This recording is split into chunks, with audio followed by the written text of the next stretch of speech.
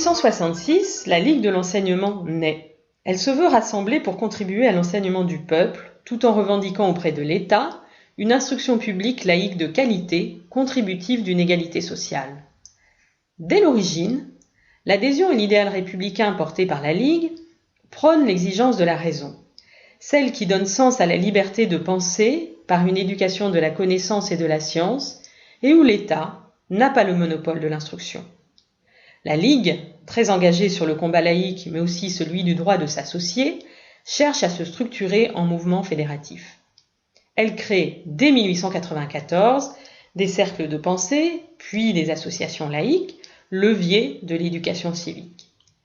Elle pousse dès 1925 à la création de fédérations, mais en Loire-Atlantique, nommée alors Loire-Inférieure, ce sont les militants amicalistes eux-mêmes qui créent en 1935 leur fédération départementale. Parmi eux, Jean-Baptiste Davier. La fédération, un temps nommée Amicale des anciens élèves de l'école publique des garçons, devient très vite la FAL, la FAL, en référence aux amicales laïques qui la composent et œuvre pour soutenir l'enseignement dans les écoles publiques du département. Parmi les préconisations de Jean-Baptiste Davier, la FAL naissante retient surtout qu'il faut développer le rôle de fraternité et de bienfaisance, multiplier le nombre d'amicales, les aider à soutenir l'école publique contre la privatisation de l'instruction, inciter les amicales à créer des activités post-scolaires, notamment sportives, pour contrer l'attraction des patronages religieux et promouvoir l'émancipation. Aussi, la création de la fédération répond-elle à un double objectif, créer un lien entre les amicales du département et développer leur réseau, aider à la création d'écoles publiques laïques dans les communes qui en sont dépourvues. Le mutualisme est un élément fondamental pour ce faire.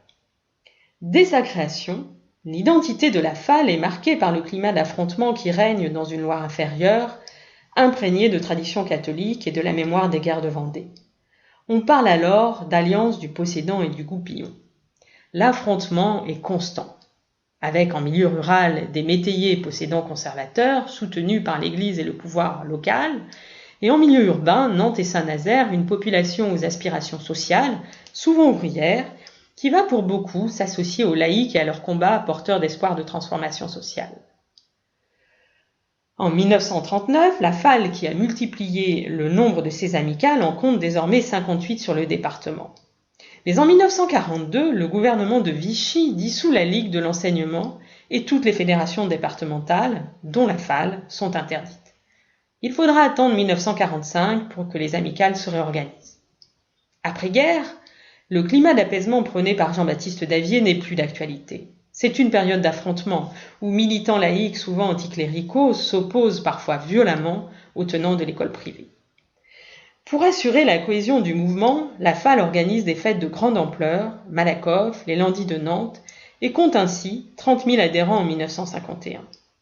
Dans les amicales, la gamme des activités s'enrichit. Outre celles qui concernent l'école, se développent des animations culturelles et sportives, des activités artistiques et récréatives, des fêtes laïques, des rallyes cyclistes et champêtres, chorales, clubs de théâtre. On crée des bibliothèques, on organise des débats et des conférences. Le sport post-scolaire de l'UFOLEP se double à compter de 1955 de l'UCEP. C'est dans cette période que la FAL crée le ciné-club, cinéma itinérant qui diffuse et débat dans les foyers scolaires, les amicales et lieux de vacances d'été. Avec la FAL vont s'organiser des colonies de vacances, en premier lieu au château de la Turmelière, demeure natale de Joachim du Bellay, réquisitionné par l'État d'après-guerre pour fait de collaboration. Il est acheté par la Fédération en 1945 sur souscription auprès des amicalistes et accueille immédiatement des centaines d'enfants des quartiers populaires de Nantes en vacances. Les événements politiques de 1956-57, notamment la guerre d'Algérie, ont des répercussions sur les prises de position de la FAL, qui abandonne la position de neutralité politique qu'elle avait adoptée depuis 1945. En mai 1958, elle appelle à manifester pour la défense de la République. En 1959, les lois de soutien à l'enseignement privé, et notamment la loi Debré, assurant aux établissements privés un financement public, provoquent de nombreuses manifestations de mécontentement auxquelles la Fédération s'associe, comme celle fin novembre 1959, qui rassemble à Nantes plus de 80 000 manifestants. En 1962, le Centre de planification familiale de Nantes s'ouvre, soutenu déjà par des militantes et militants de la FAL. Jusqu'en 1975, les locaux de la fédération en abriteront les activités. En 1968, la FAL est partie prenante des mobilisations. Si au fil du temps, on commence à prendre conscience de la confusion entre laïcité et anticléricalisme, il faudra encore attendre quelques années avant que l'on puisse admettre dans les milieux laïques qu'il est possible d'être à la fois catholique pratiquant et militant laïque, soutien de l'école publique. Néanmoins, les combats ne sont pas terminés. La fédération et ses associations continuent à se mobiliser pour faire société, auprès de l'école publique bien sûr, mais aussi sur le droit aux vacances, comme sur la promotion de l'engagement dans la vie associative, vectrice de lien social et d'émancipation.